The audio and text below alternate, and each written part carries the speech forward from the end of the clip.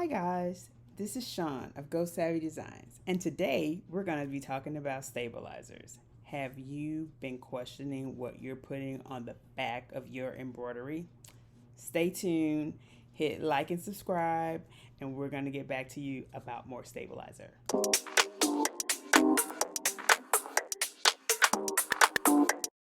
All right, guys, so welcome back. Here's where we are. Let's take a look at stabilizers because I know there's so many questions.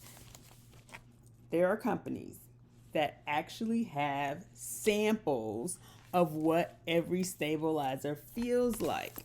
So, take for example Sulky.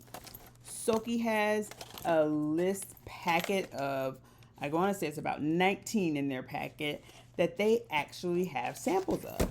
So does companies like Allstitch. And Allstitch is an online company, but they actually have sample packets as these.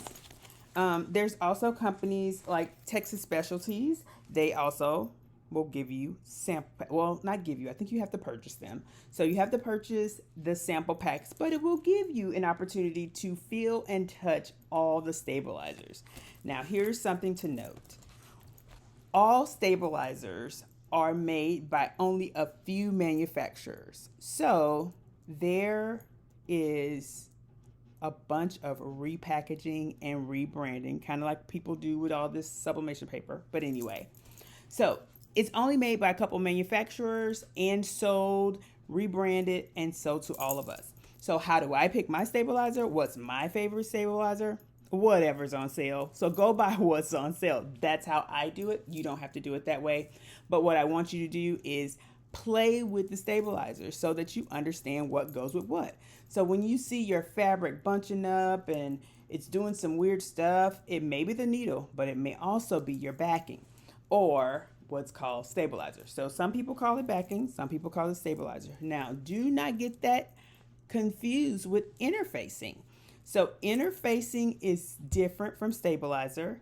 Interfacing is used to adhere to the back of material. Now you can use it for an applique, but it's to be permanently stayed if it's an interfacing.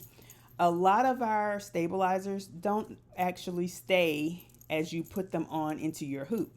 So now let's get a little bit more into it. So I have tons. I have all different brands. I love pre-cut, so I have like packages of pre-cuts over here. There's also blacks and tans, and see, here's like a big roll of the black, and here's a smaller roll of the black, and there's different versions of all the stabilizers. So let's kind of talk about the different kinds. So you have tearaways, you have washaways, you have heataways, you have cutaway. So, and with all those different types, there's also different weights. So they may feel differently. Like this one is ultra soft. It is a cutaway, so it's not going anywhere. And then you also have lighter ones where you can almost see through them. And there's things like toppers as well as tender touch. So let's get into it a little bit more. So here's what happens when you have a tearaway. Tearaway is normally used for things like your hats.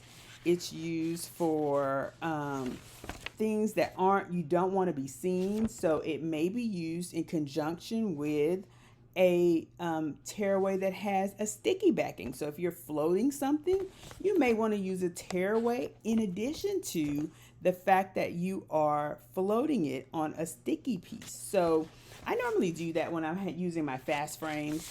I also will use some tearaways on things that aren't going to be washed a whole lot. Now some people may use it on fabrics for kids. And the reason why they may do that is because most children's clothing are kind of used, they're washed in a gentle cycle. So they may be washed differently. So depending on how it's going to be washed, that's how I go by which one of these I'm going to use. Now, I know there's a saying, if you wear it, don't tear it. And I go by that. So a lot of times, all of my things that are worn will have Cutaway on it. So the use of Cutaway is basically for things that you're going to wear. And it also is used for making sure that things are stable, like really, really stable. So especially if you have like a very light t-shirt or something like that you really want it to, if it's a very thin garment, you may want to use some of that. Now, some of your thin garments, you may have to use a cutaway that is fusible. And what that means is you're going to iron it on. So when you have a fusible fabric, such as this one, basically what you would do is you take the shiny side and you lay it down on the actual garment prior to hooping it. So once you do that, I normally leave up a little end, so that way I can get to it better when I'm getting ready to cut.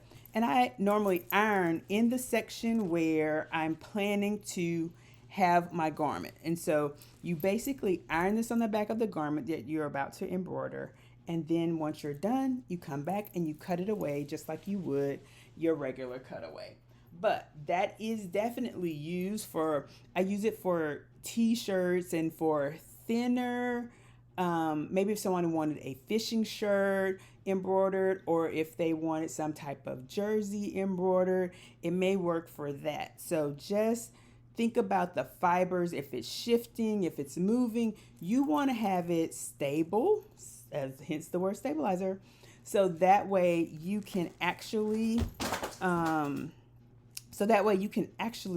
be able to embroider on it with no issues. Now, there are things called toppers. So these I use, and it looks like, it's very thin and sheer, but you put this on top of your heavy pile items. So if you're embroidering on a towel or some fleece or a minky, you may want to add this if you haven't put down some type of really good knockdown stitch. So you may want to add a topper so that you can actually be able to see your threads on top. And then with a water soluble one, which this one is water soluble, you would have to wet it in order to remove it. Now there is also a topper that is heat away. And so with a heat away topper, you actually just apply an iron. It looks so much like this. And I have a drawer here with all of my stuff in it.